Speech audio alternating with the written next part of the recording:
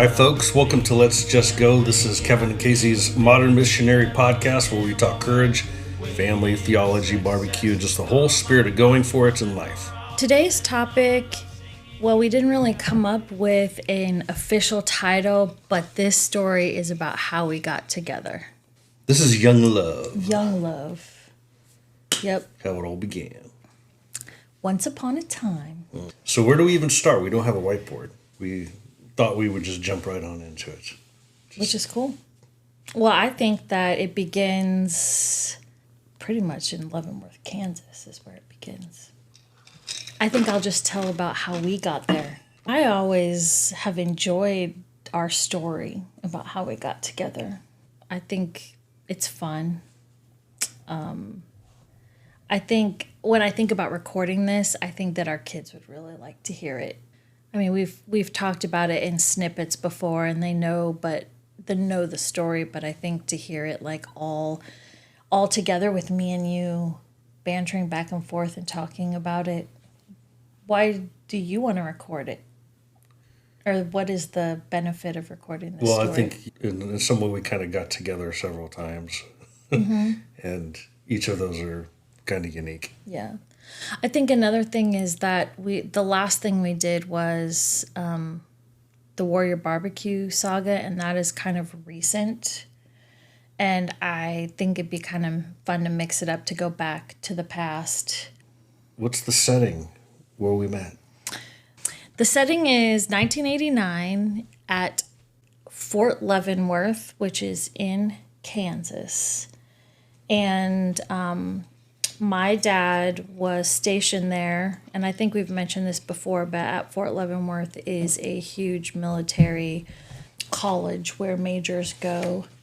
Most of them go to learn stuff about war and all of that kind of stuff. But my dad was stationed there, being Air Force, so that was interesting because never really lived on an Army, fort before.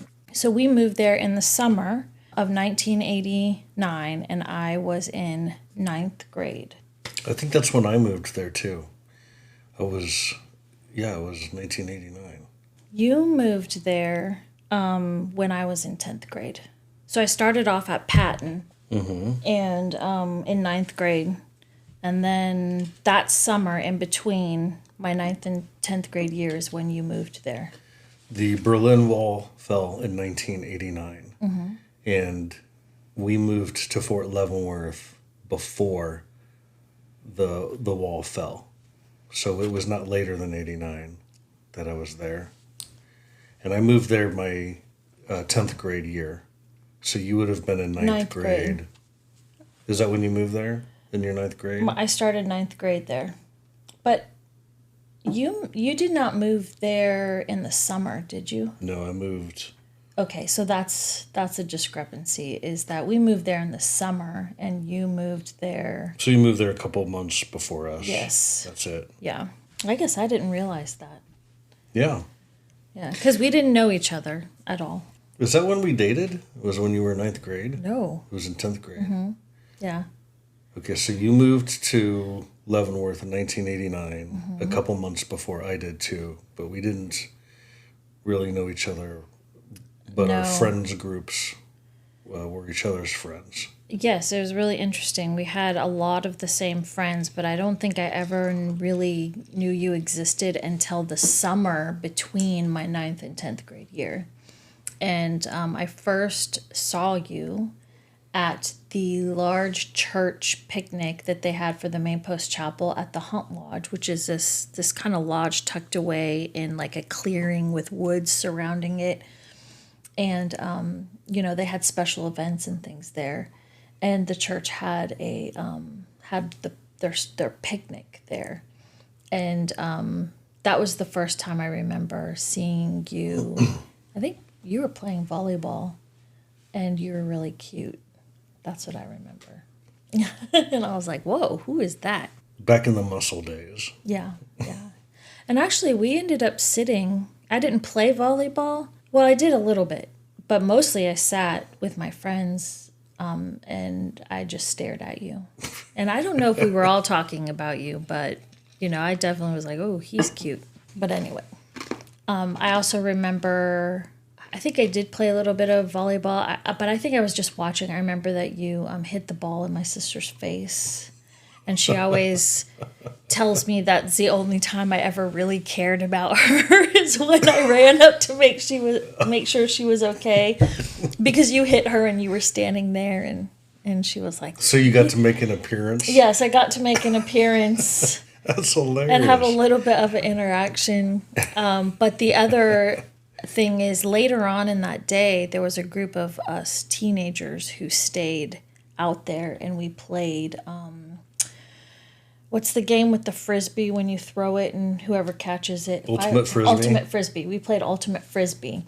And I know that you were in that group, but I remember playing. That was so much fun. I loved Did I throw the games Frisbee like into that. somebody's face?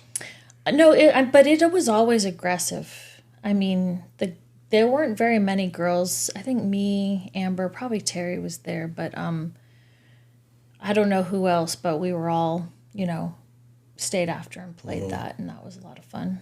And then you kind of went off the radar, because after that I didn't really, Right. we started high school, and I mean, my earliest memories of you were actually kind of later than that, but I remember those get-togethers with other people at the time. Should I tell my story? yeah, tell Okay. your story. Well, the first time I met you was actually through your mom, and I didn't really meet you through your mom, but your mom was telling people about who you were. We were at Horse Creek Ranch, and it was a retreat center, so it was a big youth group thing over the weekend. Your mom was a volunteer for the program, and at some point, your mom had gathered purposefully or accidentally a group of teenagers, I think mostly guys, around, and she was just telling stories. But the story she wanted to tell was about you, about her daughter, Casey. And I didn't know who you were, but it was interesting to listen to her talk, because she was describing a near-death experience when you were first born. You had some sort of immune system problem, and it was killing you, and you might die.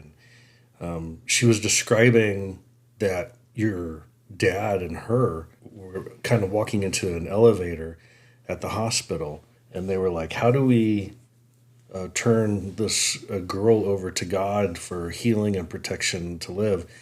And for some reason, they felt like if they were going to kind of like devote you to his care, then it meant like giving up on you being theirs somehow.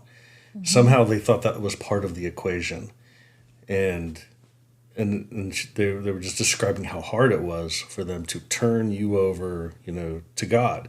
But the way your mom was describing it, all of us had this picture of, there is this person who has been specially dedicated to God, and they're special now. And you think, well, I mean, everybody dedicates everybody, to God, or all their things to God. But there was just the way your mom described it. It seemed different. It seemed like there was this special girl out there that had a special charge of some sort. And I didn't know who you were, but in my mind I thought, I'm going to find out who this girl is, and then I'm going to get her for my wife. Get her to be my wife. And No, you didn't. yeah, I did. That's interesting. I mean, I think later on when I kind of met you, and I wasn't thinking at that level, but that's all I knew of you was your mom's description of it. Yeah. But that was when I fell in love with the idea of Casey. Yeah, that's a different experience than I had at that retreat, because I remember my mom, she helped with youth stuff, and young people always liked her, but I wasn't necessarily happy about that all the time. When I got older, it was fine. Like later in high school, but for some reason, those were the years. So I wasn't around my mom at all. Somebody came up to me and said, your mom has been talking about you. And I was like, oh, crap. What in the world is she saying about me? And I didn't even ask any questions because I remember I didn't really want to know. But all the while at this retreat, I was noticing you. So I think that that is a really interesting point because I had no idea really that whatever my mom said had like an impact on you. All the while I was like, let me look at Kevin Schmidt, kind of a thing. So, and actually I ended up sitting next to you in a game that we played. And I forget what it was. Like Murder. It was the winking game. No. This was the okay. first time. Like, and we actually, you sat in a circle. You had to ask people questions, and you sat next to me, and you were very easy to talk to. Like you're really charming, and I don't even know if you knew who I was at that point. That I was, Casey, who my mom had been talking about. I did not. But we had a really cool like interaction, even though it was like for 3 minutes. And that is what made me think, because I saw that you were not a butthead. and so then my brain kind of started. Well, yeah, you ended up being somewhat, but Well, that's funny because I forgot what your mom said. It was like, I was like, okay, file that away. Now, now we're are all the girls. Yeah. But I came back to that later. Yeah. But I do remember later in the evening, we did play the murder game, and I was the murderer, and I killed everyone, and you were the last one. And I leaned, like I made this really obvious lean. You murder people by winking. Yeah, where you murder people, and I winked at you, and you died, and then I won the game. And I was like, yes, but you were the last person that I killed. That right there is the story of our whole... You winked at me, and then I died. And then you're like, yeah. That's not accurate. I think we're going to stumble across some stories that'll make prove that to be true. Okay. Okay, but then we actually got together. Mm-hmm. Well, after that retreat, you were on my mind.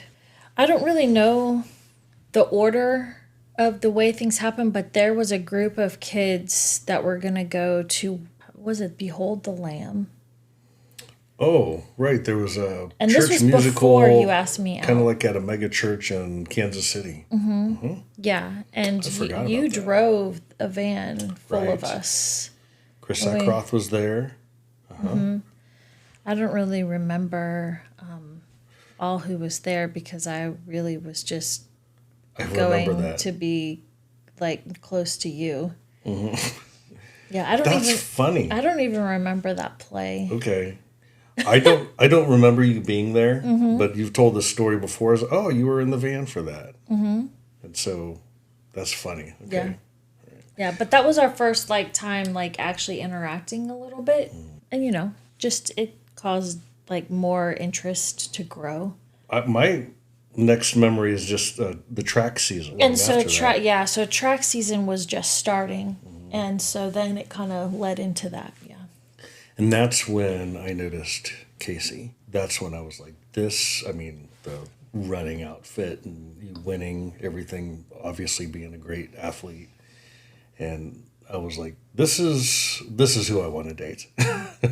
Well, also I think that, so I don't know why I did this. I hadn't really told anyone that I liked you. I think I probably told, there was at one point where I told my friends that I thought you were cute, and we all kind of laughed together because we're like, yeah, that's like not ever gonna happen, kind of a thing.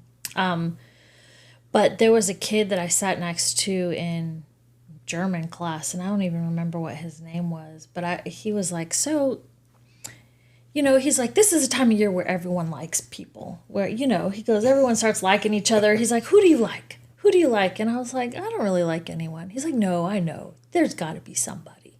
And I was like, well, I kind of think Kevin Schmidt is cute. And I was like, but don't like tell anybody. And I think he went and he told you. He went and he told a friend of mine, Yeah. and then that friend of mine, told me. Yeah. Yeah. And I think I was like really upset, but not upset. Yeah, there were two things that made me not want to be interested. And one was that all of my friends had tried to date you. Yeah. And I belonged to a batch of friends where they all dated each other's girlfriends and ex-girlfriends. And except for, me, I didn't, my girlfriends never dated them. Mm-hmm. And, but they had all asked you out, but they were interested in you. And I was like, no, that's one of the ones that everybody wants to date. And just because it was, part of our friends group, I kind of was not interested for that reason. But your looks and attractiveness overcame that. But the other one was that you were going to move. Is that I heard that you were going to move to Italy, and you only had 2 months left or something before you were going to move away forever. So what's the purpose in, dating if you want it to be meaningful at all? Right. But when he told me that, when my buddy relayed that, then it just kind of put it more on the radar of possibility. And I thought, I'm going to watch this girl. And you were on the track team. Mm-hmm.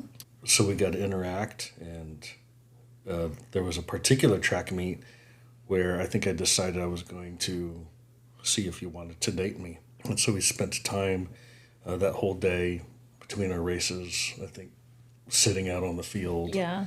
And just kind of talking. That was the first track meet of the season. Oh, okay. I remember that because in that day, at least, we didn't really interact with the guys very much in track. Even the guy sprinters, there was like a guys coach and there was a girls coach. And when we went places, we rode on separate buses. So there wasn't a lot, like at practice, you were like a middle distance runner. And so we didn't really interact very much at practice. And so this track meet was going to be the first time where we really could sit and talk and, between the races. And I think that's one of the stories that my kids really like is my first race I ran the 100. I won the race, but I did it by landing on my face and sliding. Right. And this was not a nice spongy track. This was like a gravel track. So I pretty much bit it in front of you. I hadn't even really talked to you yet, knowing that we liked each other. And I was like, oh, crap. That's embarrassing. I remember that. I had actually decided at that time, just talking with you that morning before that race, I am going to ask her out. Mm-hmm. And I'm going to ask her out tonight after the track meet. And then you ran the 100, and I'm like, yep, that's the girl I'm going to date who's winning the 100. And just before you got to the end, you just did a Superman. Yep. You just stretched out and flew across the finish line. I was like, what is that? But you had a knee. Didn't you have a knee that was going out and you went and saw a doctor about it and it would just give out sometimes? Yes. And so it flung you forward so it looked like you dove and you... Well, but you went across, because you've seen videos of that, people doing that. But yours was perfect. It was right across the finish line, and you won, and then you hit the ground, and then you just slid. And everyone gathered around. Yeah. And they were like, oh, no, are you okay? I remember a lot of people were around you. You just slid across the line. Yep. And I was there too, Casey. I was there to see if you were okay. See if those legs were still just as good as they had been before. Yeah.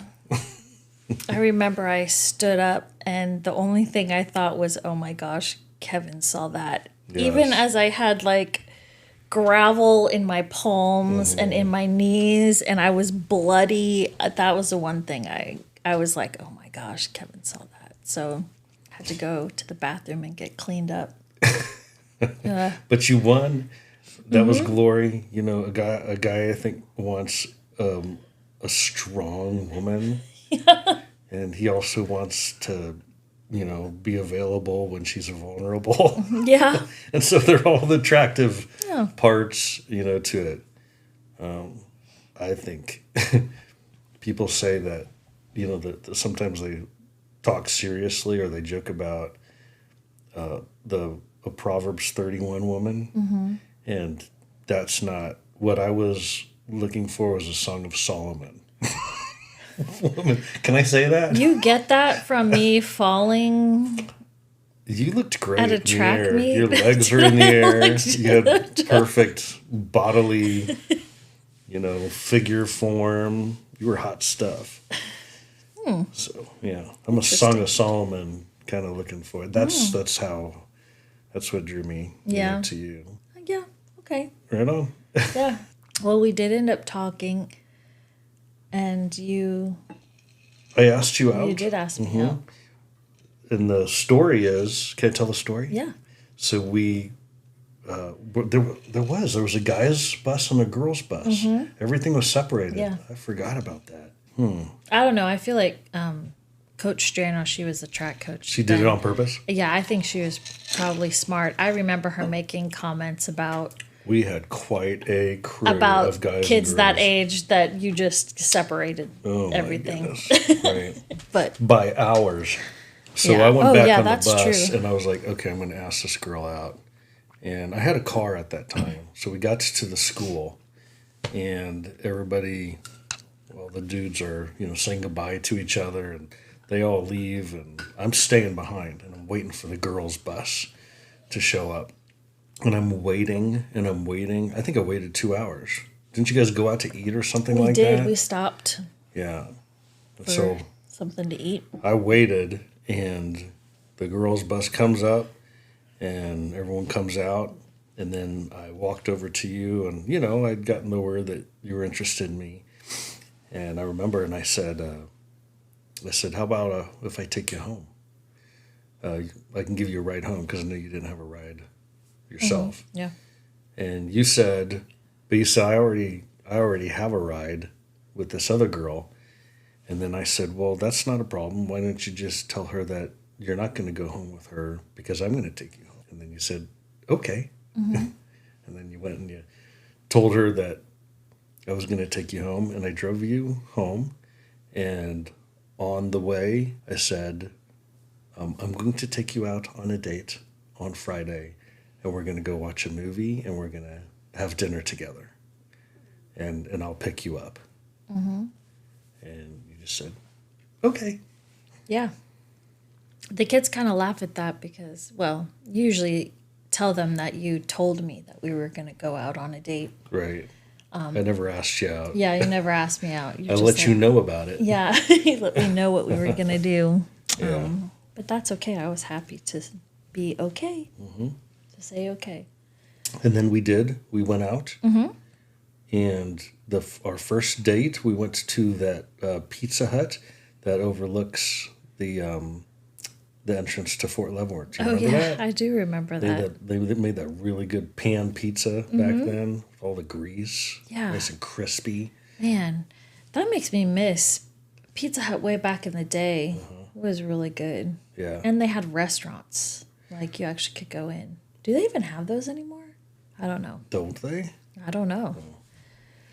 But that was a hangout place.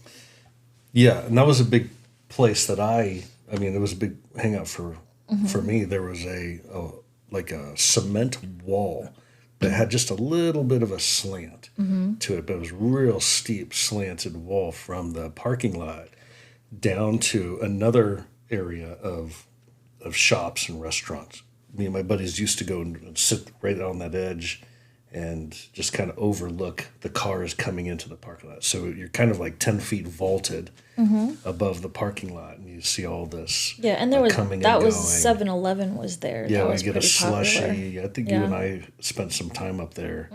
Eventually, we would get slushies and just watch people come and go, leave post, come across the Blue Bridge from Missouri over the Missouri River, go into downtown. It was a wonderful spot, but it was Yeah. right where that Pizza Hut is. Mm-hmm. And then we went to a movie, and At that little theater that they have in Leavenworth. That was like a 4 theater right, theater, but yeah. What did we watch? Glory. we watched the movie Glory. It Yeah. just came out with Denzel Washington. That was a good movie. Well, and I think the benefit of going to watch a movie with a girl that you want to date is that you're sitting next to each other. It's dark, and you have lots of moments and time and musical ambiance and stuff like that to set the tone for you to reach over and to take her hand, Yep. As it should be. Yeah. which is So why we- I did. Yep. So we held hands. That was really fun. And watched a movie. And after you held my hand, I don't know that I even really. Watched the movie. Watched the Do we rest have of to the go watch movie. it again? That was it. I mean, That was I've history. watched it since then. Dong. But, there's just that That was like the anointing. It's like exciting. Yeah. when Samuel anoints David. Mm-hmm. You shall be king. Yeah. That was it, baby. Then I took you home, Mm-hmm. and I made sure I gave you a kiss on the first date. Right. That was necessary. We're just gonna go ahead and You actually said, make I'm this going thing. to kiss you now. I told you so. I was like, man, this guy, he's just going to tell me what to do all the time. All the good things. But I was like, okay. You were a good kisser. I mean, like That wasn't past in- tense. Well, no, you still are. Okay, we don't have But- to actually go into that. No, we don't. But that was a very, oh my gosh. I walked in the house and, I think I was like dreamy. You know how like you're just like, oh, on cloud 9. I walked in from that date and I'm like, it's over. It's over. I was thinking just before we just decided to do this podcast, how is this going to be insightful? What are some nuggets that we're even going to come out of it? Or are we just going to tell the story and record it? But I just think about our own kids right now and the other, the generations around us and how they date and how they get together. I know. And I mean, the separate buses is a thing. The definition that we kind of had back then of I'm going to take you out on a date and we're going to do this and this and then you go do it. And I mean, I did think about when you walked into your house that you were going to be interrogated. Yes. Not in a bad way, in Yeah. a good way, like, oh, did you guys have time? Yeah, do you like did he hold your hand? He did, he touched your hand? Oh my gosh. Okay. No, those weren't the questions that were Did they asked. kiss you? He did, No. And so That was all not that business disclosed. had to be, it had to set you up. Right. That's good. Okay, so what was the discussion? Oh, I mean, my mom was, of course, waiting up. I remember her. I don't know if my dad was, but I walked in and she goes, how'd it go? And I was like, it was great. And then I walked upstairs. And so who knows what, the next day, I think we probably talked about it. So it was interesting. I was a little embarrassed to talk about it. I had not, the boy-girl relationship thing, I mean, you were only like the third guy that I had really, liked, or, I mean, it was like, it was like a new thing, but I knew that the feelings that I were feeling were way different than the feelings that I had. I mean, they were really strong. And so I didn't really know exactly what to do with that. Mm-hmm. And, Well, go along for the ride. right. Well, but I'm like, my mom was like, oh, did you have fun? What was it like? And I was trying to just be very like, it was good, You're being chill. being chill about it. But my insides are like, "Wah!" kind of a thing. So anyway, that was, you learn how to like express and measure all that kind of stuff. That's But, funny. I was thinking about what to do next. Okay, I got to stay ahead of this thing. Right. Well, the thing was, too, is that prom was coming up. Before that, though, the next morning happened. No, it was the Monday happened. Oh, yeah. Because we went through the weekend. Yeah. And I don't know if we talked with each other. We didn't have cell phones back Nope. then. And We just kind of met at school on Monday. right, we met at school on Monday.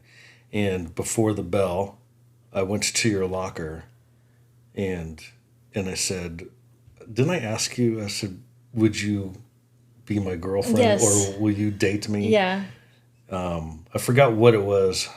Go What was out? it? Do you want to go Yeah, out? Or something would you like go that? out with me? Yeah. And that's another thing is like, what are the terms now, or how much definition do you give it? But I asked you to go out with me. Mm-hmm. And, the understanding was that we would be known to be boyfriend and girlfriend. Yeah. And that was right after our first date. Mm-hmm. Yeah. It's kind of, I thought it was really interesting when I look back and I think about it, because we really did have the same friend group. We had, and it was a fairly large friend group, actually. It was pretty awesome. And there were like offshoots of it. There were like outliers that sometimes would do stuff with us and sometimes not. And sometimes you weren't there and sometimes I wasn't there. But it was kind of like this fluid group of people that if we were going to go do something or hang out, there would be some of us together. And there were a good guy to girl ratio. There were a lot of people within that group that dated each other, but I just never really wanted to because they were the guys in that group were friends, But you and I were never friends. That's an important point. And I think that is an important point. It was like we the interest sparked and you were kind of in and out, kind of mysterious actually, because sometimes you were there, sometimes you weren't there. But we were never like friends first. We have never been just friends. Yeah. We were attracted to each other, mm-hmm. and we started dating, romantically. We went straight into that. Which I think that is good, a good way to do it. I don't know if we had been friends if I would have dated you. If you had known more. Yeah, if I had, well, no, I mean like if, we had, instead of just this immediate liking. We went straight into dating. Another thing is that as soon as we did, then what became obvious, like I liked you a lot from the very beginning.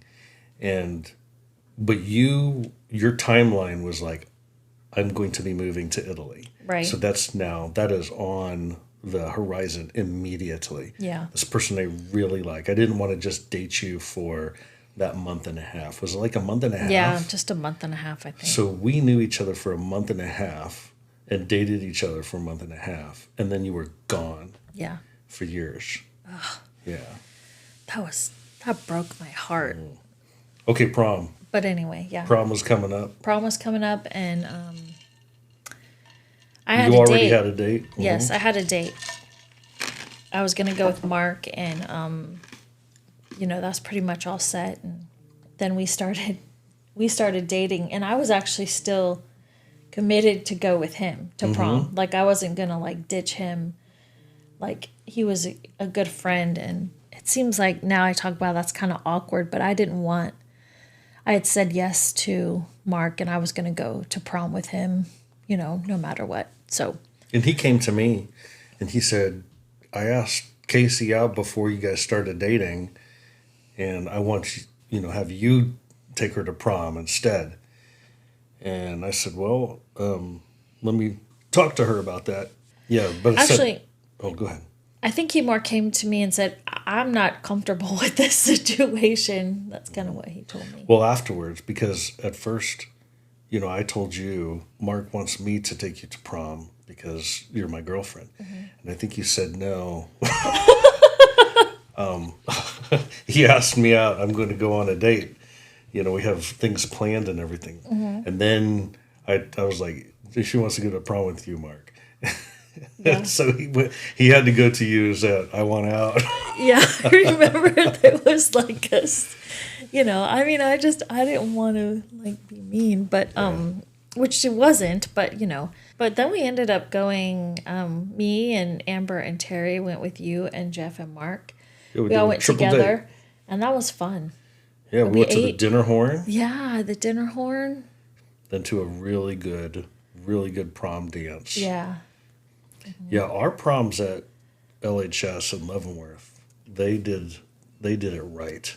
Yeah. I see a lot of the proms and the homecoming setups here or hear about them, and or nowadays, and ours they did them right. They were really good. Yeah. Great live Lots of bands, or at least an outstanding DJ. There was always a lot of good energy behind them. I think the problem with nowadays is that it's like pulling teeth to get kids to come because there's not like any good energy or effort put into making something super spectacular. But Yeah, yeah. these were great. Yeah. Yeah, dances in middle school and high school, I loved them. They were a lot of fun. So we did the prom. Mm-hmm. Did I write the poem to you for the prom? I did. Before we went, but yes, you wrote a poem to me. So I like to write poetry, and there's a couple things that are really hard to share with folks, and oh, this reminds me of another story. Got to go back. Okay. One is singing. Singing in front of somebody, that's a real yeah, vulnerable that was- situation. Yeah. But another is sharing your poetry, and I wrote a poem for you as kind of like my extra flowers for the prom. Mm-hmm. And I kind of expressed my affection for you in it.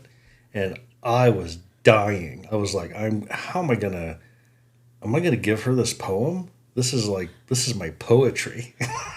Am I gonna give Casey my poetry? And then I did.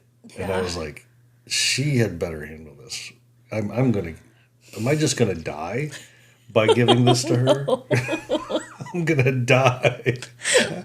I'm going to die. And I remember for some reason the trunk of the car got opened, and I think we were outside of the car, and I gave that poem to you, and you stood there and you read it, and you didn't say anything. I'm like, I'm dying. And then you took it and you folded it in half. And then you folded it in a quarter. And I think you put it in the trunk. And you said, thank you. Just kind of, I thought it was cold. And then you got in the car and we drove away. And I thought, this is my worst nightmare. That's funny. I am dying. I am dying right now. This is what it feels like. So I remember this dying. story completely different. Okay. We were not in a parking lot. We were in the middle of a crowded hallway in school. What? Yes. Get out of yes. Here.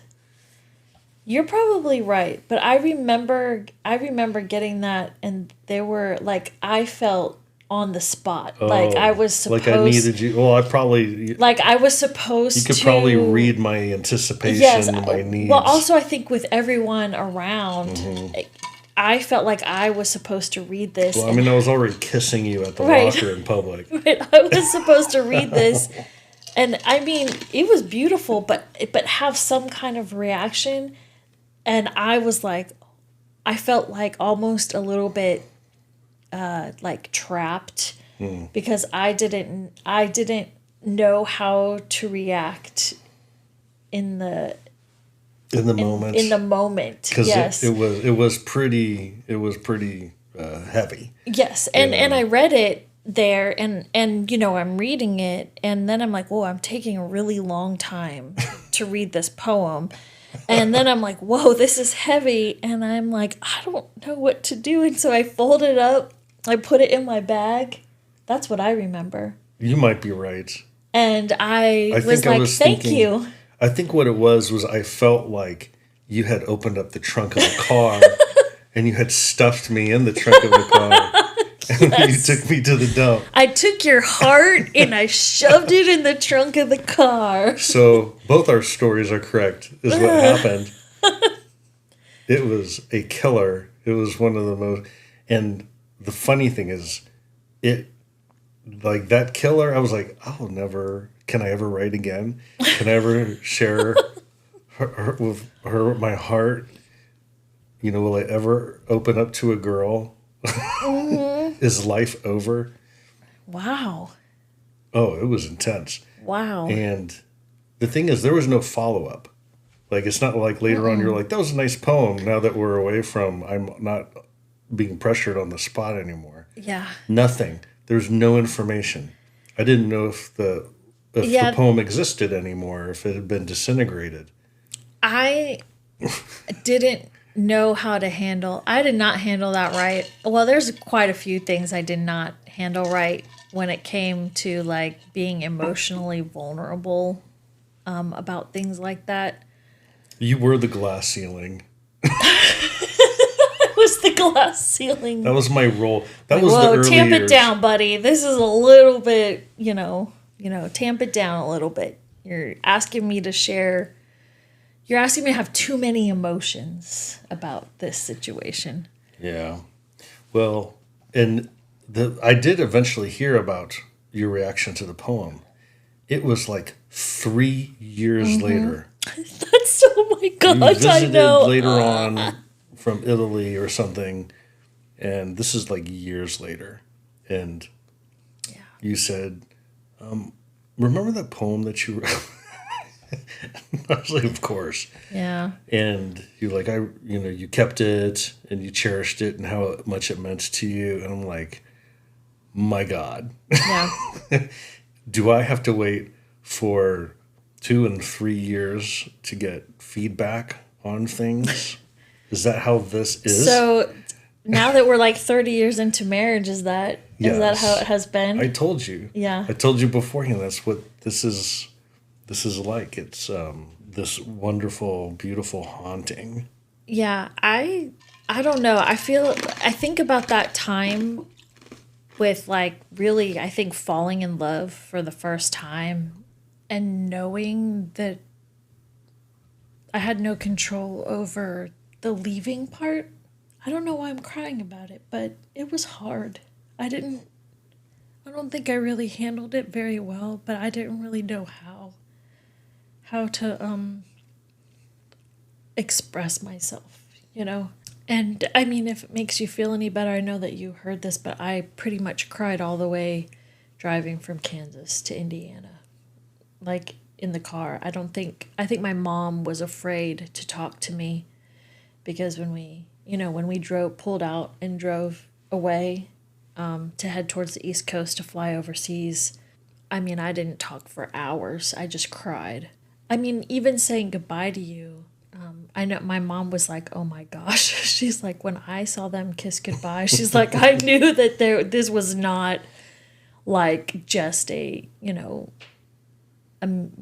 just a little crush or anything like that. And then, we moved overseas and I didn't know what to do with that either. So that was like, well, I want to say heartbreaking. It wasn't like tragic, but it was like a little bit, a piece of, my heart kind of broke, having to leave and all that kind of stuff. Yeah, that was a killer for me. I remember because we were at, again, the Witwicki's house, I think, when we said goodbye, to each other. And that was it. If I had my way, then we would have stayed in contact and stayed dating and committed to each other, even though you were moving to Italy for years. Yep. And I don't know. I think it was before that. Maybe you indicated, nope, when you leave, it's over. Or it was later. I got the Dear John letter. Yes. Right after you left. We actually wrote fairly regularly, like the first year I lived there. As friends. As friends, yeah. But I mean, you also wrote with, your other friends. Yeah. Your girlfriends and your guy friends. That's true. And so I was just, in the mix of it. Mm-hmm. And that relationship was kind of over. But I remember you driving away. There were a bunch of friends gathered there to say goodbye to you moving. That was super hard. Mm-hmm. And I remember a couple of buddies, I remember Chris Eckroth especially, and even Bill, were especially diligent with me to kind of follow up. And they're like, hey, man, have you had your good cry yet? And Yeah. I've really been concerned about, they knew that we had something very special. 1.5 months of very special. Right. Which is like, that's like 10 years in teenage years. That's, the intensity and all that. I did do one thing. I bought you a stuffed animal. And I did that on purpose. I bought you a stuffed animal because I know that, you would cuddle with a stuffed animal. Yeah. And that you would maybe think of me, through that. No, there was another thing I did too. I decided that I had no control over the future of us. And so I decided to pray, but I didn't pray for us to be together. I used to, I went through a long period of time where I prayed that because I thought you were so amazing that you would find a good man to marry. And I prayed for that good man. And, just peripherally, and it really was peripherally, imagining that it could be me and I could be praying a good man into existence. Yeah. But I did. I prayed that. Maybe it was less peripheral than I thought it was at the time. But those were two things that I could do. I could pray in a real pure way, for you to end up with the guy that you ought to, and for him to be made ready. And the other was to give you something to cuddle with. And we didn't keep dating. I had a number of girlfriends and you had a number of guy friends, before, we years later got married. Yeah. And reunited. So that really was a break. It was a break, but I feel like there was like a seed that was planted, where you were always like kind of tucked in the back of my head. Not necessarily even that we would someday be together, but you were more kind of like the standard of, as far as like a couple other relationships that I had, which was interesting. It's like I couldn't like really shake you from my brain. Yeah, I think I ran into 2 girls that I dated that each one of them I've honestly thought I was going to marry between getting, back with you years later. Yeah. So it was a real, this is a done deal. Yeah. Well, that's actually, it's kind of interesting when you came back on the radar, because I had, at the time I had graduated from high school, but my parents had a year left in Italy. And so I decided to stay there and work so that for a graduation present, they had given me a Eurail pass. I had a friend whose parents also did the same, who stayed the extra year. So our intention was to work that whole year, and then the following, spring we were gonna go Eurailing. But in that time, I ended up dating someone pretty seriously.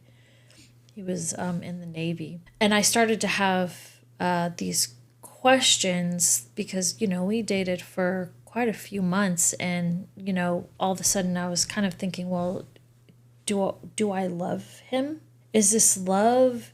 We have a good time together. And all of a sudden I became really confused about things.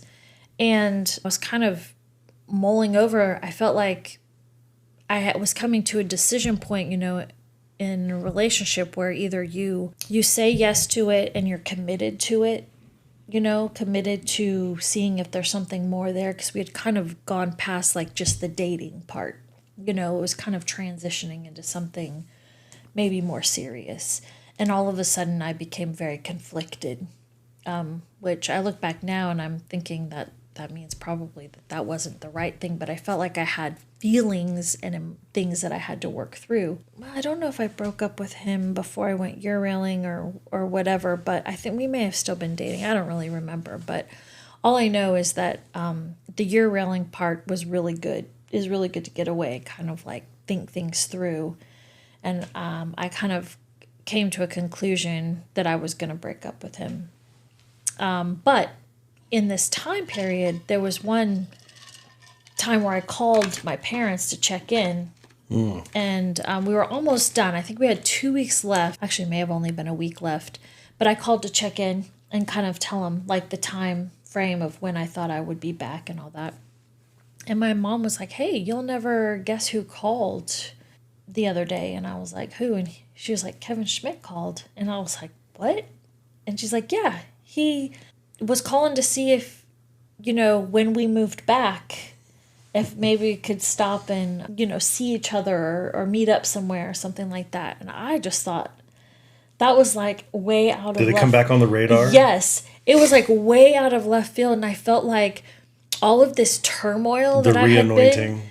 that I had been feeling about this relationship that I was not quite comfortable with, and I couldn't figure it out. It's like the answer of the reason why dropped right into my lap. And I was like, oh my gosh, I've got to see him again.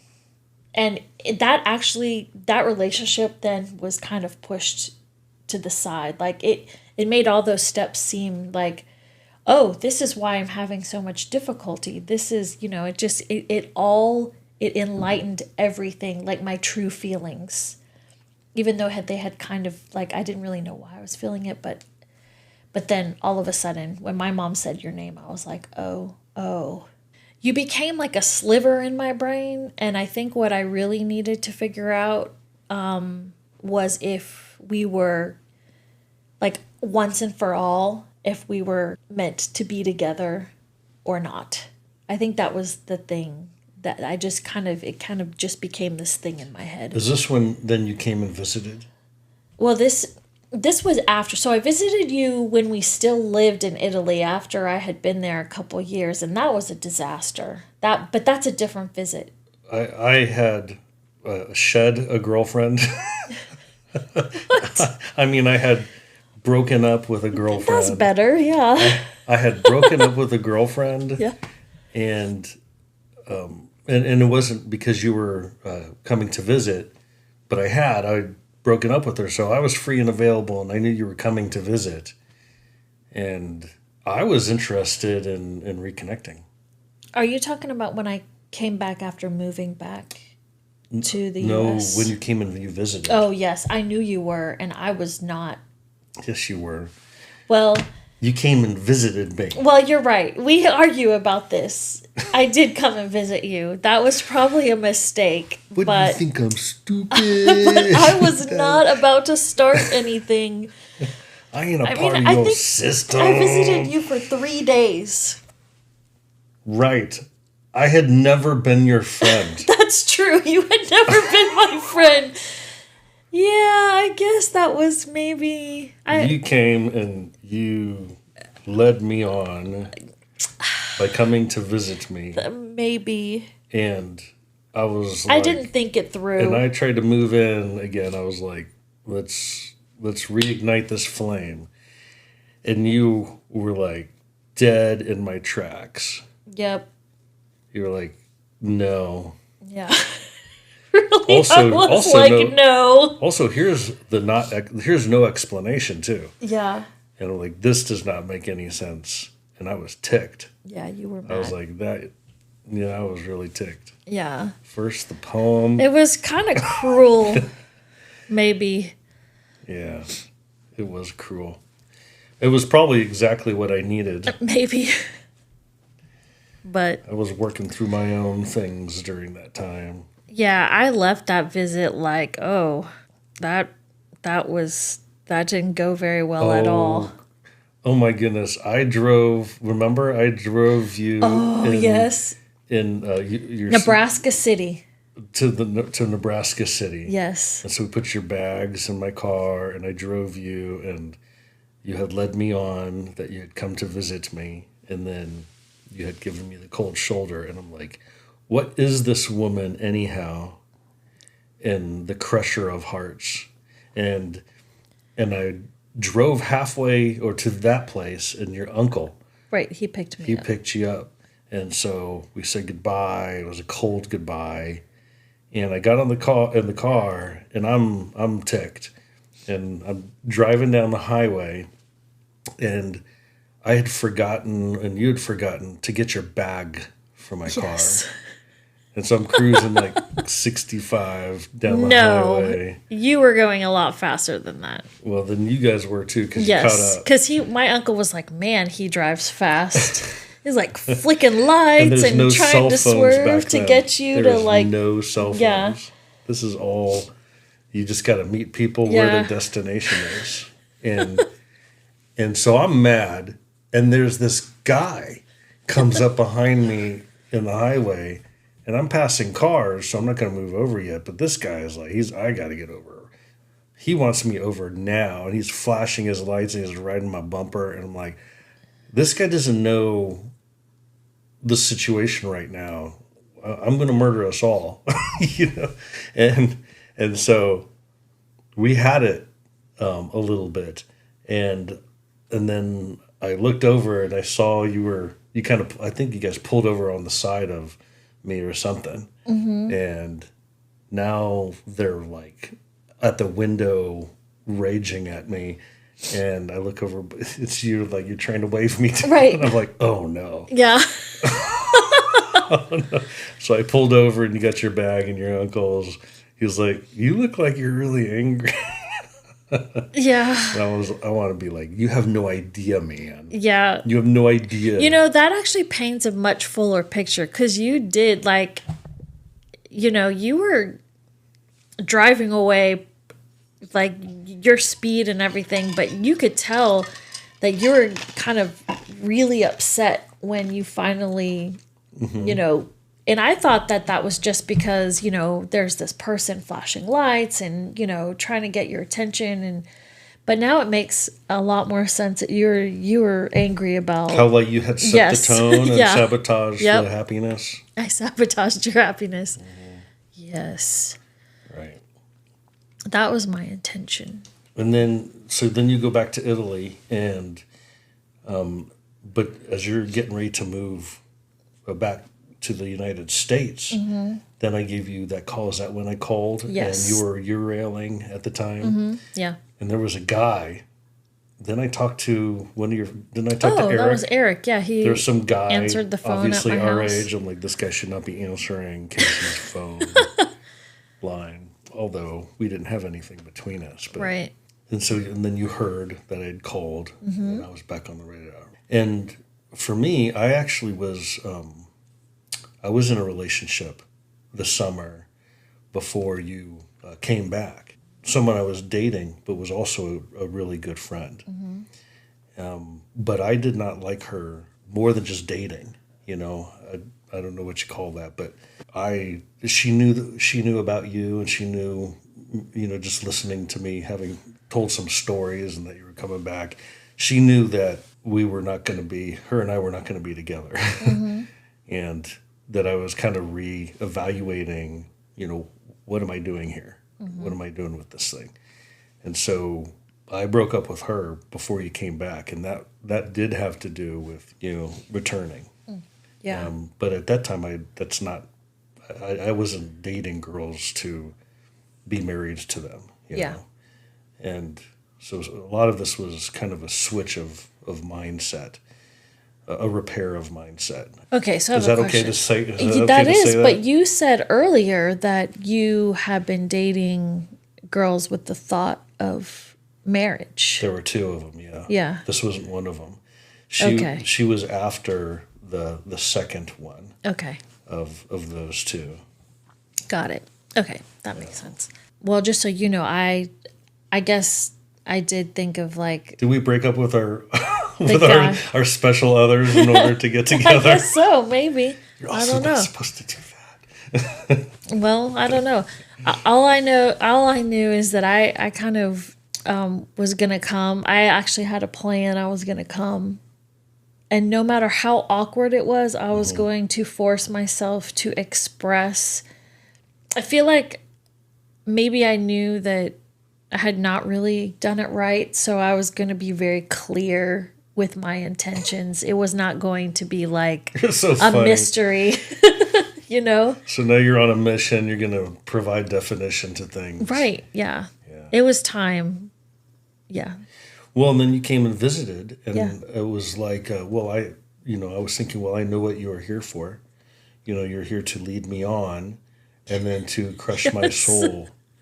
And so I don't think I expressed any interest with you. Yeah, no, you didn't. Except, Which hanging out. I realized I deserved because I was like, oh, it's not like it was before. Like you were like not showing any interest. Although it was there. Right. I would just like, I know how this is going to go. Mm-hmm.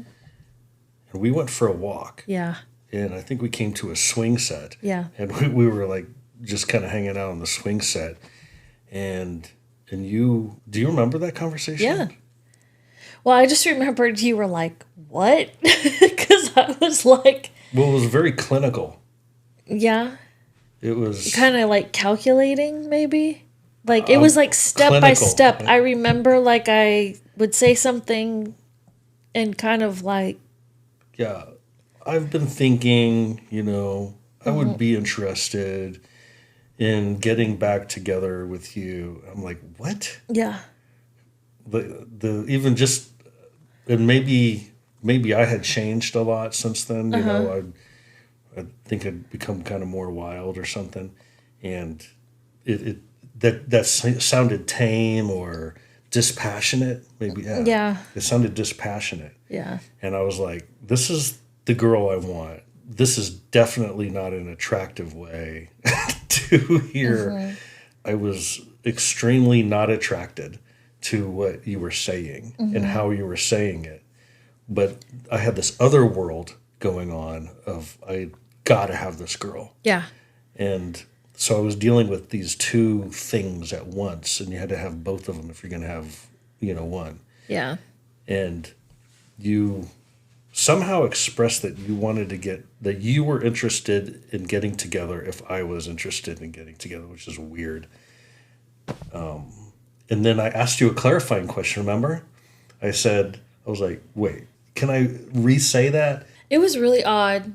I think so. One of my things is I became really insecure because you were acting differently than you had before. And so I was like, oh, I kind of came here. I mean, I considered you, but I didn't like the scenario that it was not the one in my head. And so then I was like, well, now how do I say this if he's gonna be like, no, I'm not interested, because I felt like maybe that could be the answer. So I did not do it in a very tactful. I know that I did not do it. I was very insecure in the way. Yeah, but you were aggressive. Well, yes, but because I wanted to get my point out, but I did not know. You were like, I have come here for a purpose. Yeah. And in fact, I think we talked about a future together. I think right away. Well, as soon as I think on we the got walk through home, that awkward part. I'm talking about that Yes. evening. Yeah. On the walk home, it just kind of blew my mind. Yeah. Well, it was progressive steps. Like we had that talk that was kind of awkward. We walked home and we held hands, and that felt weird. I told you, I said, honestly, I feel like I'm holding hands with my sister. Yes, it was just like, oh, what in the world is going on here? Like, it felt weird. I felt like there were several layers that we kind of had to push through. You're so funny. But to get... You took like all the passion out of that thing and just like drained it. Yeah. It just drained it. And, but I mean... got the job done. Right. I wasn't there for passion. I was there. The passion will come afterwards. Right. You were on a mission. Yeah. And we ended up just deciding to like write each other back and forth. Because we were still separated by Yeah. distance. You were states away, but you were. Yeah, you were in college, and I was. My parents were moving. We were moving to Alabama, so I was going to start school there. And so we just decided to kind of write each other back and forth. And then I think it was Thanksgiving I went up to Wheaton and I visited you. And that's when it like all gelled together. That's true. That's when, well, I think leading up to, that's when we were around each other. Yeah. And we felt that gelling. That's true. We wrote a lot of letters back and I forth. was madly in love with you Yeah. after just a day or two. I know. After a day or two of that clinical reuniting. I know, but I feel like once that was figured out, it was pretty much, at least for me, I'm like, I'm marrying this guy. Yeah. No matter what. Right. And it was around that time. That was the walk. I think that night when you clinically took my hand and got us back together is when you let me know about the poem I had written years earlier and how much it had meant to you. And I was like, what the crap is this woman? You should have known then, girl, you got some problems. Why couldn't you tell me that when I gave it to you? Okay, so actually that reminds me of the book Pride and Prejudice. Because there is a moment in there where they're talking about poetry. And they're talking about how poetry can strengthen a solid love. But if it is a frail love, like a new, like just beginning, they say it can kill it stone dead. And it's not that your poem was bad. It didn't really, but it was, an expression of feelings that I was not equipped to like even handle. I don't know. Pride and Prejudice. Yeah.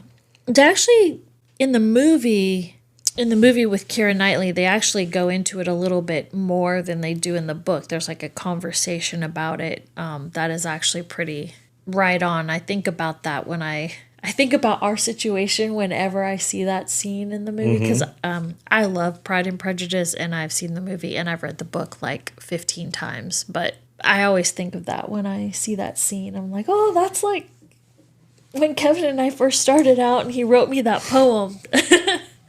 Anyway. So you visited me at Wheaton College over Thanksgiving. Yep. And the campus was pretty empty during that time. So it was pretty much us alone. I was working as a campus dispatcher, right? Mm-hmm. Yep. I came and hung out with you there. And then I took you to the top of the Sears Tower. Mm-hmm. And that's where I told you I loved you. Yeah. That was cool. Yeah, and really, after you told me that, I think we spent the whole rest of the time talking about getting married and having kids and a family and lots of kids. Like you were like on board with having lots of kids. We talked about what we thought they would be like and look like, and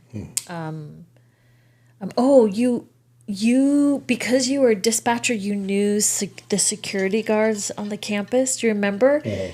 And you got one of them to leave one of the theater classrooms unlocked, and we went in and we watched like an old black and white movie in the stadium in the seating, big stadium seating lecture hall. Yeah, that's what I'm thinking. Like lecture a movie hall. theater, just the two of us. Yeah, and we were doing that, and I was like, wow, this is just like in a movie.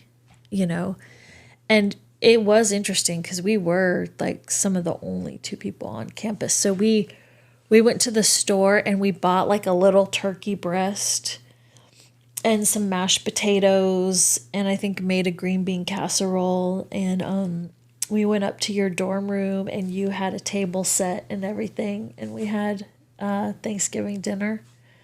That was really cool. That was good. Yeah. I think what the college part is important too, because just like we had never been friends before, and then we dated that 1.5 months. Right. That's the only time we had really been together for any length of time. But that's not a length of time. No, it isn't. We've until we got married, we did not know, we had never spent a lengthy period of time together.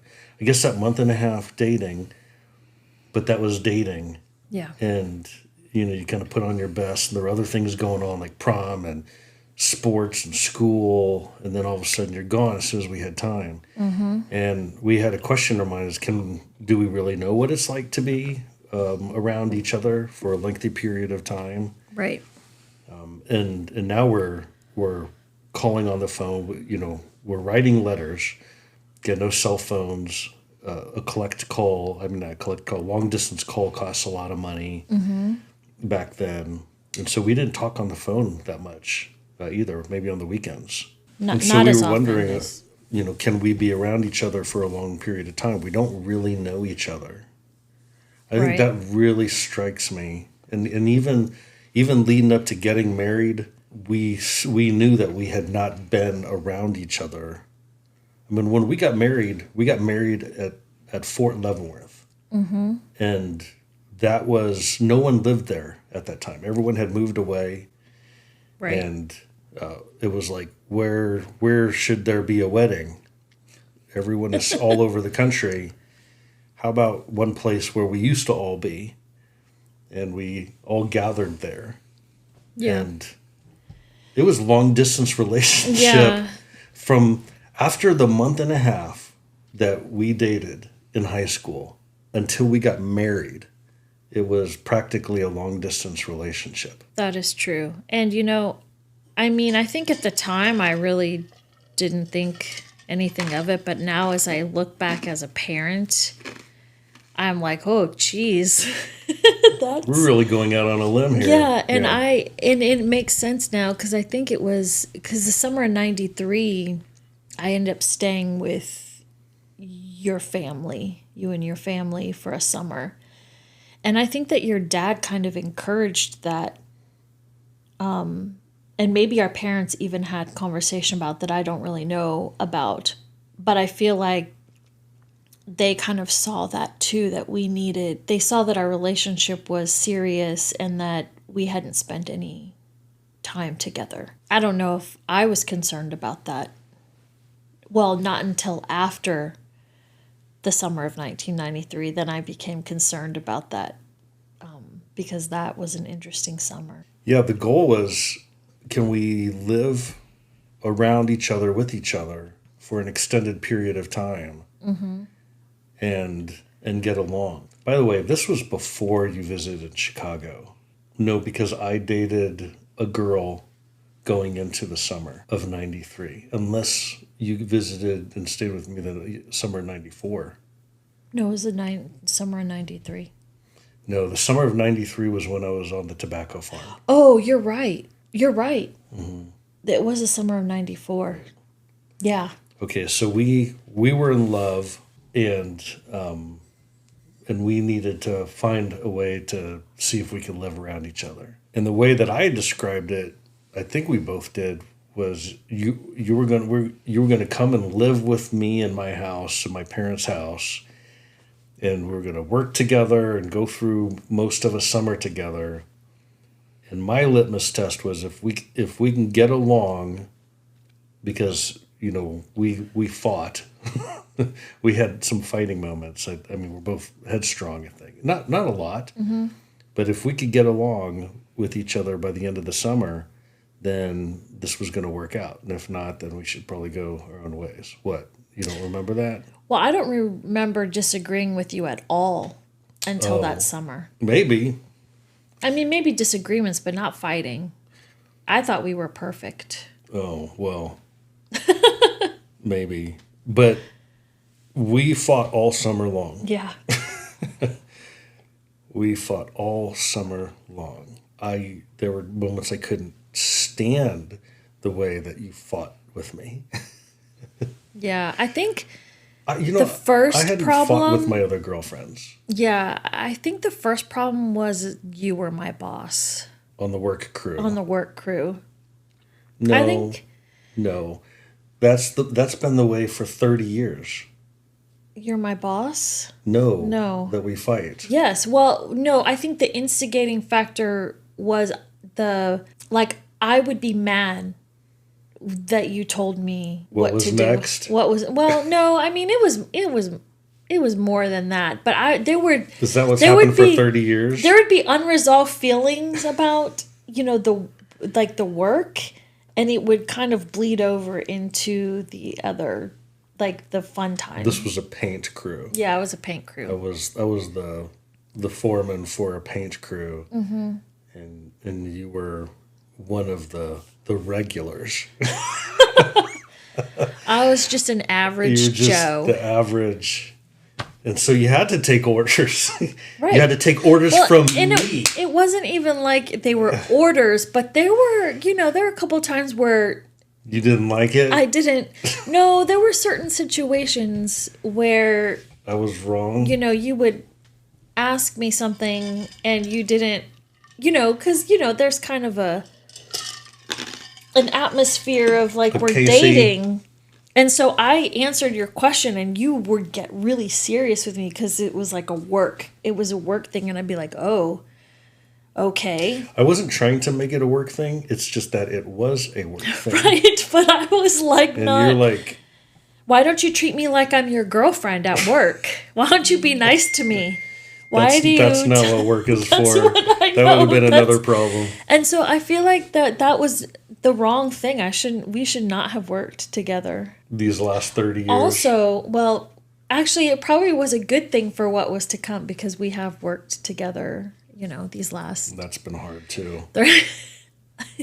Not 30 years, but kind of. Well, but the thing is, we fought, and we didn't just fight at work. We fought about lots of stuff all the time. Mm-hmm. And at the end of the summer, we were kind of faced with that litmus test of, well, if we can get along, then move forward. If we don't. And I just remember going, we fought the whole time. Yeah. And we cannot get along. And also, I must marry this woman. Yeah. I must marry this woman. There is something. And there's nothing wrong with me either. It's not that right. I need to marry someone who I'm going to fight with. Mm-hmm. It was, I wanted you. Yeah. Well, I think also that this is an area that has been kind of lost in society. I don't know what it is, but there is something to be said about being physically attracted to somebody. And Song of Solomon. They said love covers a multitude of sins, or whatever. Right.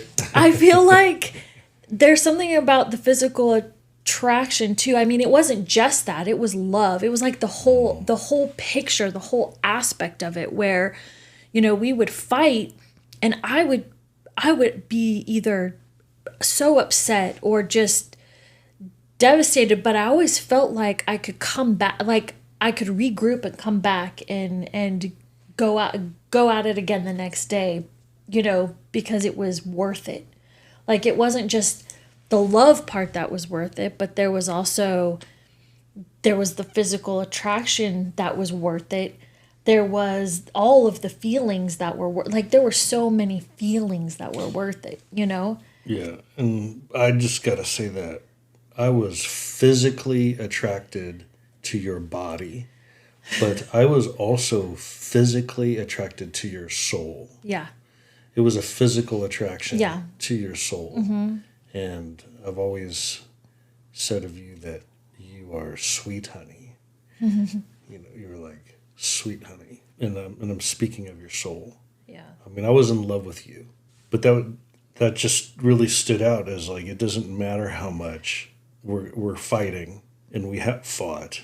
And even for 30 years now, we've fought a lot. Yeah.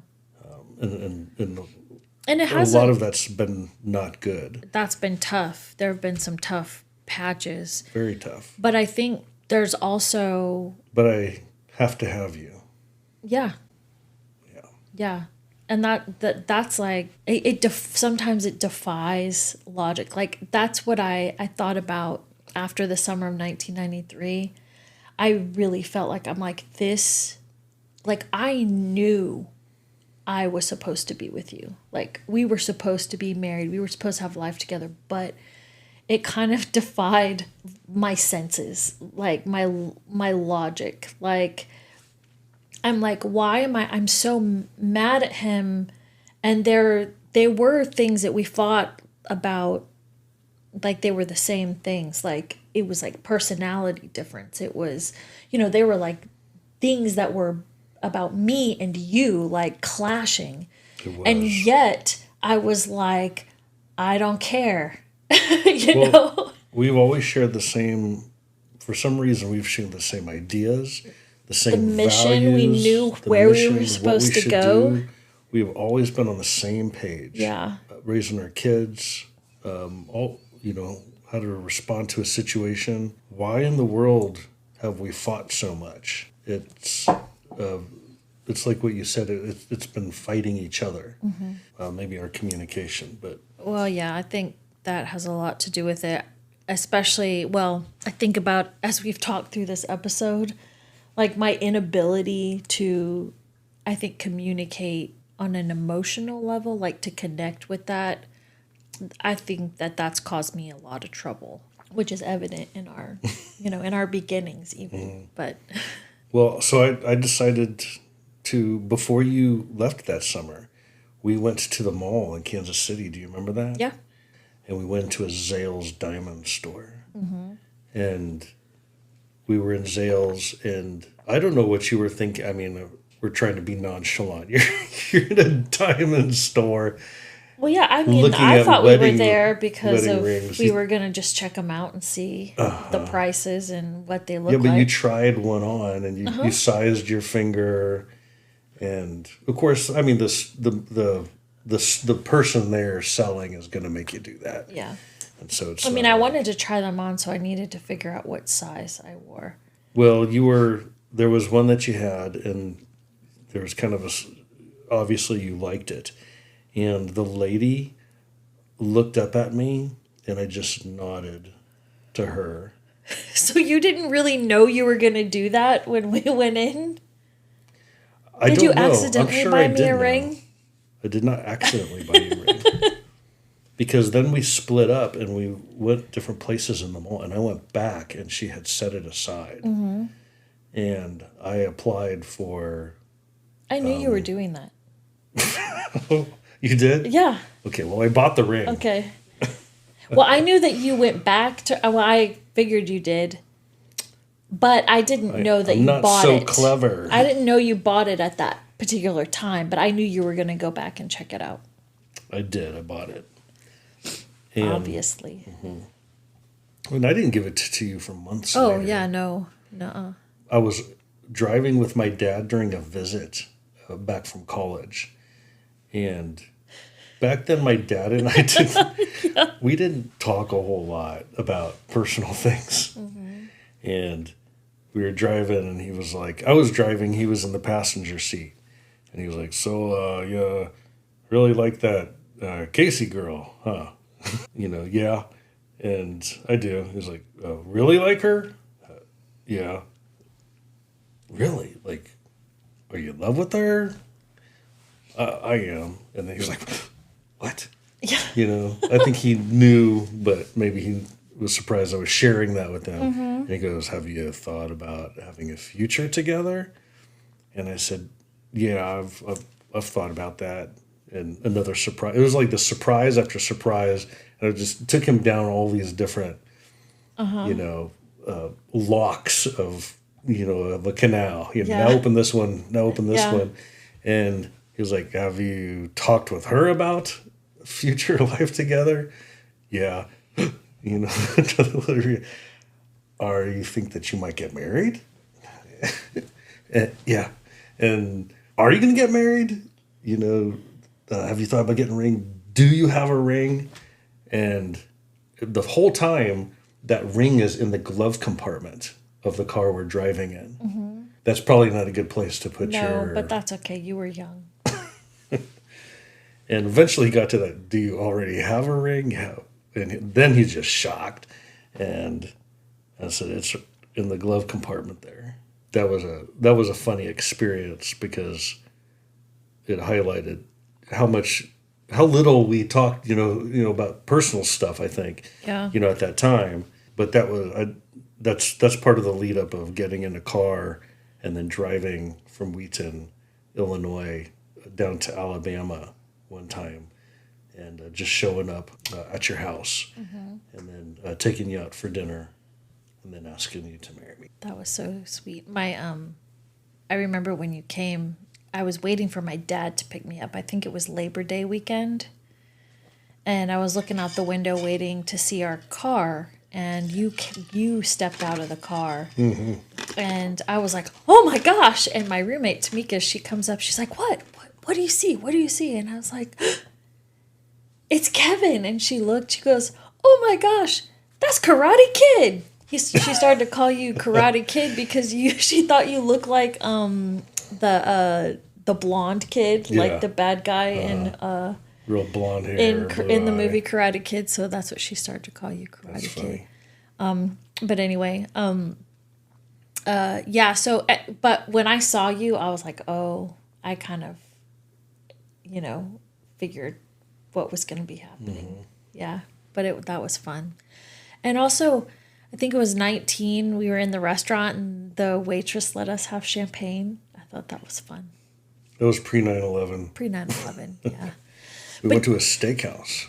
Yeah, yeah, a steakhouse. And I just remember it was really the atmosphere was kind of cool because the lights were low. It was very meant to be like a romantic place to eat. And then she came by and she was like, "What's going on?" I just got engaged. It was very sweet.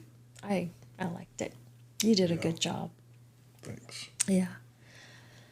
I was thinking back on being in the house. We talked about me spending the summer with you, but you're talking about the conversation you had with your dad. And it's really funny. I feel like I don't remember interacting very much with your parents that whole summer. Oh, I feel like we were either working or playing, and we would eat dinner there maybe, but I remember your home just and your parents barely yeah. And that's really funny because they I was in the basement, right? I was in the basement. Oh yes, they made sure that we were as far away as possible that we could be from each other. So I was on I guess you had an attic area, but I was on the second floor and you were all the way down in the basement. And it was your mom. That is the one thing is if. But that's not where we made out. No, if she heard you on the steps. She'd be like, "Kevin, come here. Kevin, come here." Like, not even. It was really funny. But no, we were good. But we did make out. On top of the bell tower. Shh. Actually, we did that's the summer we got arrested. Oh my goodness. We did a lot of that's right. Adventurous kind of on the edge kind of things that summer. How could we forget that? Yeah, I don't know. We were with a crop of friends in Platte City. I don't know why we were there. To climb a water tower. No. Did we go there for that purpose? Yes. Okay. With a group of people. Why did we choose that? I mean, that water tower. Because it was the one that was like where everyone could see it. It was not a wise. It was not a wise. Right. A wise choice, but. And I remember looking at the water tower from across the street, and we had quite a crew of people there. Yeah. There were a lot of folks, and everyone was kind of deciding, okay, yeah, I'm not going to do that. Okay, I am going to do that. But we all drove out there. I think there was me, Andrew, my brother, and you. Are those the only four that decided to actually do it? Because we also had to climb a fence because it was protected. Do not trespassing. No trespassing. No trespassing sign was hanging on the fence. Yeah. And so we climbed the fence. Now it's kind of getting real. You and I were the only ones that ended up climbing that thing. All the way to the top. All the way to the top. The others got on it, and they were like, "Okay, this is too much." And I was scared to death of heights, I wasn't. and you weren't. But this is my girlfriend, and she's going to climb to the top of the water tower. He went all the way up to the top, and so did I. I don't think we got to the top yet. We were almost at the top, and then that's when the police showed up, and the lights, and they had a bullhorn, or a speaker from their car. Speaker. You and I made it to because it was like one of those dome towers that has like the little area that goes all the way around. Catwalk it's like a around little the catwalk, edge. and then it had the ladder that went over the dome up to the light. And we'd made it to the catwalk area, and we were looking down. They were mad. Your brother and Andrew had been behind me, and your brother kind of locked up. Andrew had started to climb and then decided not to. And then your brother just went back down. And so at that point, the cops had showed up and they were like, "Get out from there," whatever. And we looked at each other. And they were like, "Hurry." Yeah. Right. And we looked at each other and like, well, we haven't gotten to the top yet. So we actually made a decision, even with them telling us to get down, to climb up and touch the light. And So then crawl this back was down. my one point of bravery. I was just going up because it was your courage. But I think you asked me, you're like, "What should we do?" And then I said, "Well, we're already in trouble. We should touch the light." Let's climb up the dome of it and touch the light bulb."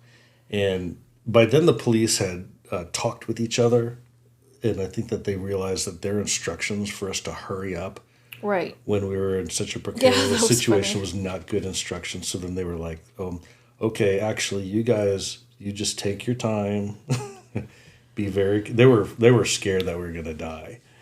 Yeah. So we went up, we climbed it, we touched the top, and then when we went down, and then they handcuffed us. Right. They put us in the car, And they drove us to the jail. Yep. We rode in a police car. And then I remember they locked you up, and your brother came in then, and he was like, "What are you," he kind of comes storming in as if, and they locked him up too. They were like, "Were you on the tower?" There was another guy on the tower, yeah. And me, they just sat me in a chair right next to the desk. Like, they didn't lock me up. They didn't know that I was the punk one. kid, I was huh? the instigator of going Right, up you were there. you were the I was guilty the one. one, like, I tried to tell them. I "Let's was like, go, "This was her guys." idea." No, I didn't. yeah. But I remember they're like, "Where's your paint cans? Why were you up there?" And we were like, "Well, we just wanted to climb it." And they just did not They didn't believe us or understand understand. the glory was reward enough. Yeah. And also they just made our story better. Right. But we ended up going to court though. My dad had to come and bail us out. Yes. And I had to. I called your dad that night to. Is that right?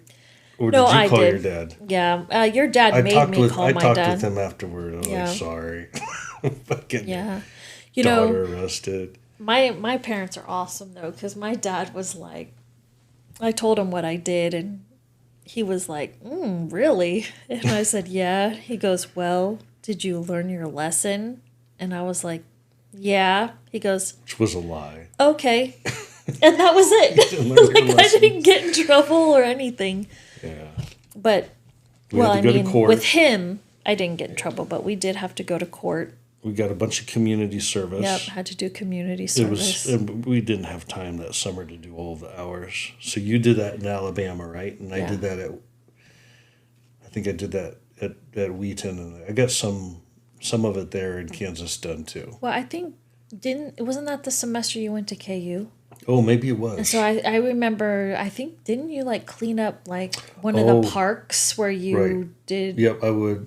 They took me to a park in Missouri, and there was a walk path that was like miles with trees hanging over it. Yeah. And I remember because it was fall, and so every hour the trees would dump all the leaves onto this walk path, and I had a broom. And you had to just sweep And I it. would sweep this path in a forest, and like literally, I would look behind me, 2 minutes behind me, and it would be covered with trees. It was That's just funny. useless. useless community service? My community service was Real? better than yours. Was Like you more improved real. the world? Yeah, I worked at a crisis pregnancy center. With my mom ran it. So when you tell people that you worked and volunteered or whatever at a crisis pregnancy center, you have to include the part that you had to do that because you had been arrested No. and went to jail. Right? And Yeah. you were working off your time. It was community service. Oh, that's so nice. You're working at this crisis know. pregnancy center. Well, working off my jail time. Helping women make good choices by These are by the things being there that by making a bad choice. bind us. These are the things that bind us. Yeah. Okay. Oh gosh. There was a lot of activity that summer. Yeah, I also, I think about the story about us deciding to go to Colorado. Oh my. That happened that summer too. That was crazy. Did we get in a van? Was it a van? Yeah, your parents let us. I know. We were like, we have an idea. My sister, right? And her boyfriend. And you and me. Okay, that right there, they should have said no to Right. both of They those. should have said no. It's not like those were. Okay, and then my brother and his best friend. Right. And we're like, we're going to get in the van. We're going to drive to Colorado. And we're going to go camping in the mountains. Right. And then we'll be back. And they're like, yeah. Go ahead. Like, yeah, go ahead. Okay. Like, really? I mean, And- I figured there'd be some pushback. They're like, yeah, just be And- careful.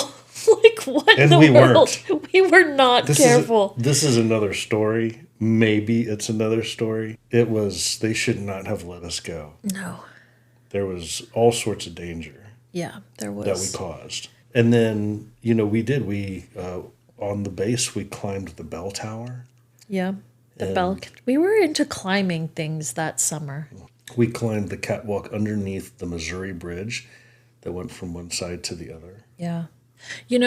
When we went back there and did youth ministry, Years later. years after later- redemption. right, the kids would say, there's nothing to do here. And I would You be have like, no are idea. you kidding me? Have you thought There about is so much to do here. Have you thought about sitting on the trunk of your car or driving downtown? But then you're like, well, you can't really recommend to the kids in your youth group to go climb a water tower or go Or any of those things. So Right. I'm like, well, yeah, maybe it is kind of boring. But anyway, we These are found the- a lot to These do. are the things that bind us. It was like a lot of good, clean fun with the occasional arrest. And then, how far should we go? Should we end at we're getting married? Yeah.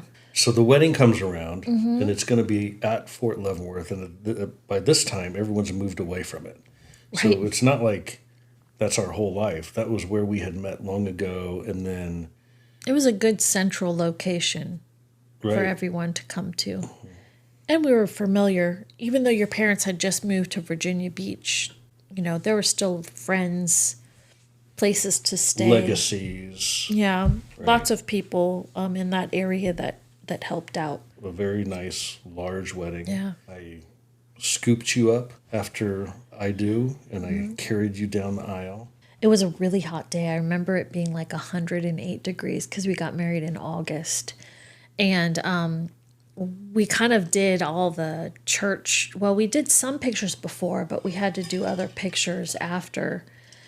And so people were waiting around outside. And I remember they took the grandparents. They had a special car that took the grandparents over to what had been the officers club, but the reception. And that was really cool because we not only had family, but we had, at least on my side, we had people from a lot of the different places that we had lived who had just been family friends, and also almost like a mini Italy reunion. A lot of people where we had been in Italy came to that wedding. There was and that a was huge really convergence. Oh, it was so. I still have people tell me to this day that was one of the funnest weddings that they've ever been to. Yeah.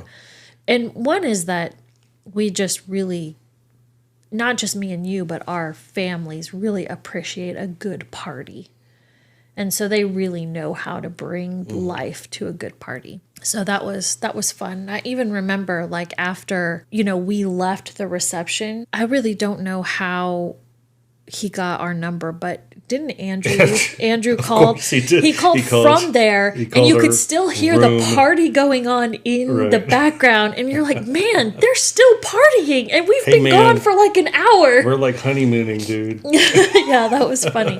But I just remember thinking, how in the I world? remember your long did that grandma party go was on? still alive at the time, yeah. and so this was at the wedding rehearsal dinner, and we had the community center. That was another big party. And barbecue. We had barbecue. Catered barbecue. Was it Arthur Bryant's? Yeah, Arthur Bryant's. Yeah. Oh, yeah. Really good stuff and a lot of music.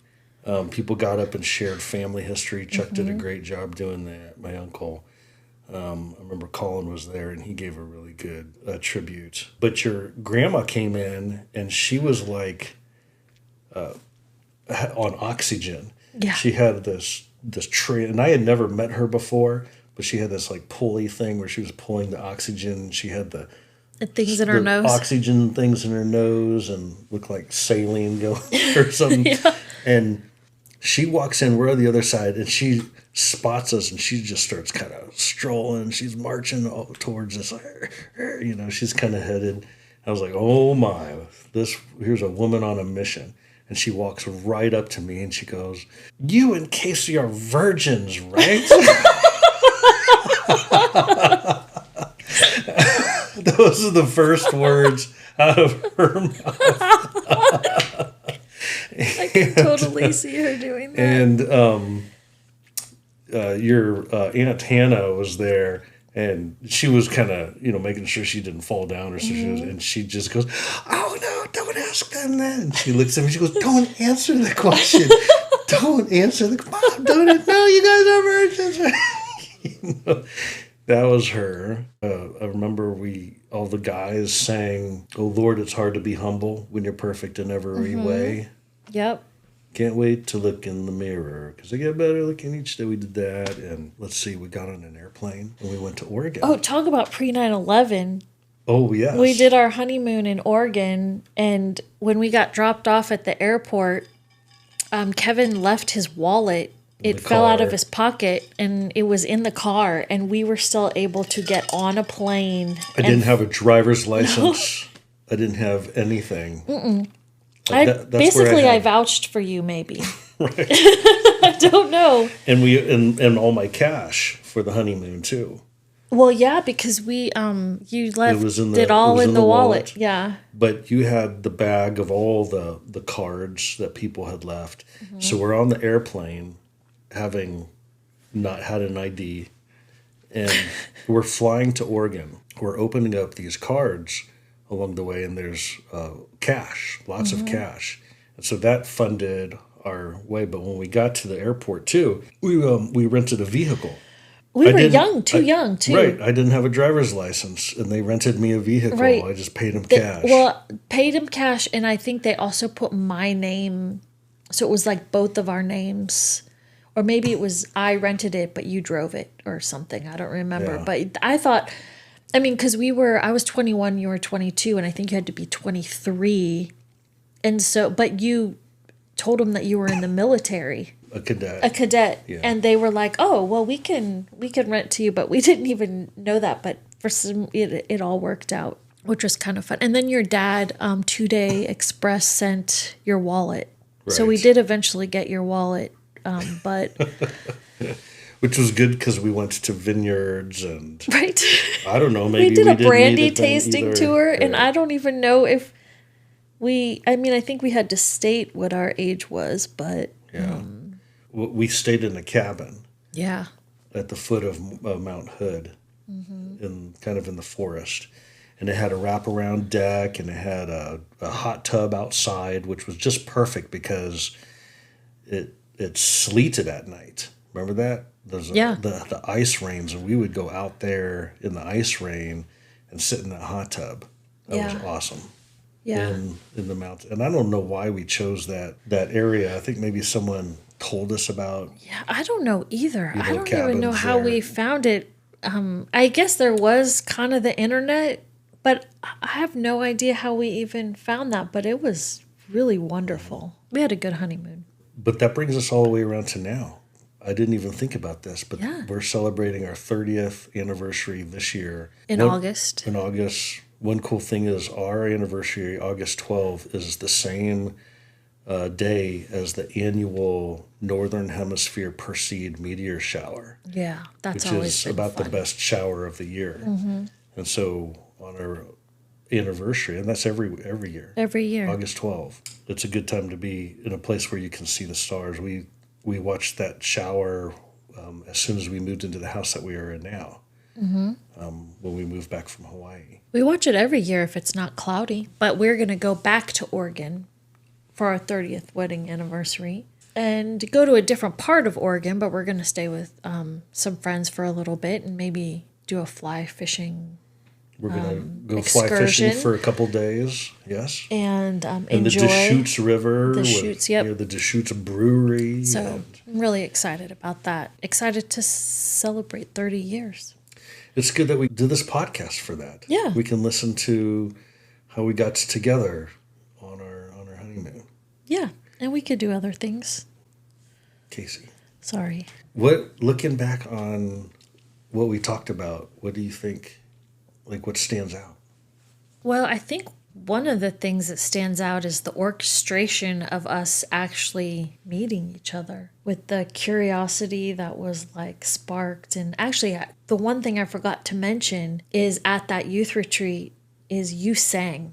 Oh, the Psalm Lord's 23. Prayer. Yeah, Psalm 23. All right, the Lord is my shepherd, I shall not want. And it was so beautiful.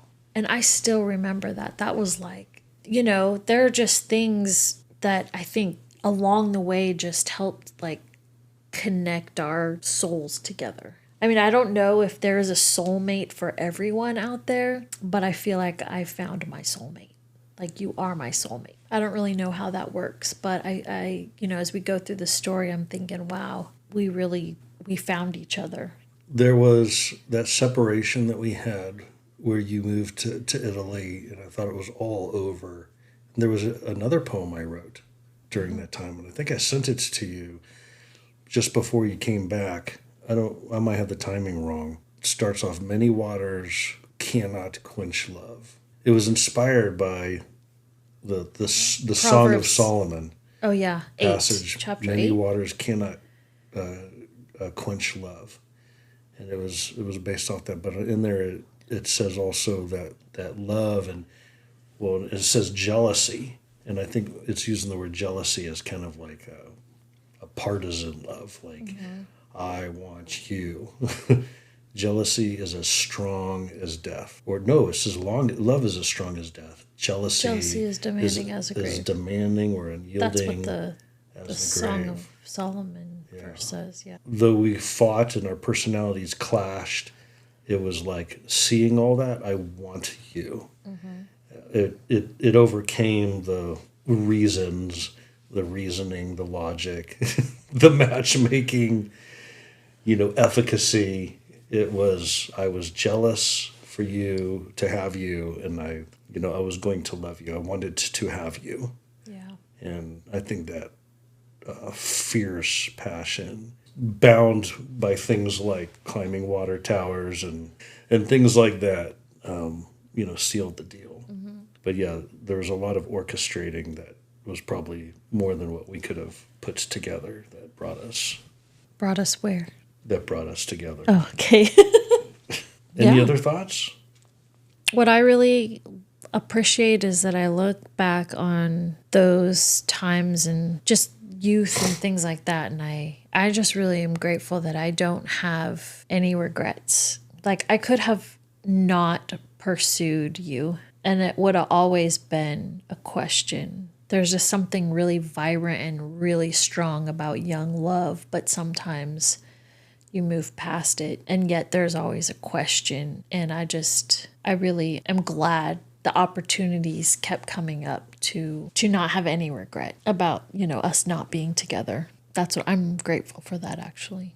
I think that I'm an advocate of passion. It got us to places that we might not have otherwise gone. And I think that God is passionate. Sometimes you just got a Geronimo, in that there's some sort of a gifting of protection inside of it. Passion can be dangerous, but I think that it's not entirely dangerous. There's a protection inside a lot of it. I think that it is sometimes the safe thing to go with in terms of getting what is available for you to get. Our story, I think, is a passionate story. Yeah. Maybe more passionate than usual. Maybe that's because we're kind of careless with other things. But a passion has done us well. Mm-hmm. In the end, it's burnt us also, but in the end, it's done us well. And this isn't the end. We're only 1/3 of the way there. Mm-hmm. But so thus far. I like that point. That's a good point. I feel like passion, especially in relationships, is kind of a lost characteristic. People don't want to put out the energy to have that passion. Maybe they're just stupid. Not passionate in general. But yeah, I mean, you're right. They don't want to look foolish or have something make them look extra. You got to stay within the lines or whatever. But keep a lid on it.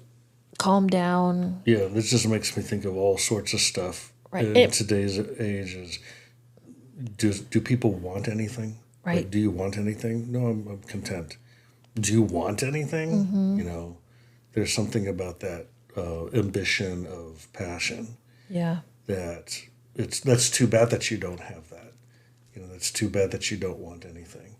And I think that if people let themselves go a little bit. Okay, did we do it? We did it. The season has thus begun. What do we call this episode? Kevin and Casey and some passion. Some passion? I don't know. I like how we got together. How we got together? Yeah. That doesn't sound exciting.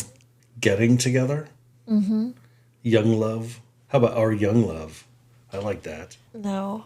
Casey. Coming in hot? Coming in hot? Coming in hot. Passion versus clinical? No, let's leave the word passion out of it. The flame that won't go out. The flame that won't ever die. That's dumb. The flame You're that dumb. won't ever... Touche. Oh, good comeback. Thanks. On me being Your dumb. Your mom's dumb. Oh, I'm sorry, Gene. You're not dumb. I like coming in hot. What did you say first about the flame? The flame that... won't quit. The flame that won't quit. Filet mignon. Is this burning an eternal flame? Close your eyes. Give me your hand, darling. Do you feel my heart beating? Do you understand? Oh, do you feel the same? Oh my gosh. What? No, keep going. Eternal flame. We can't call it eternal flame. Aw, it's a Bengals song. About a guy and a girl. Two kids in love. We were two kids in love. Okay. I kind of like that. I like that. Yeah. We were two kids in love. Mm-hmm. We were two kids in love. There it is, folks. Catch you next time. Yep. Oh, let's just go. Bye. Thanks for joining us. Peace out.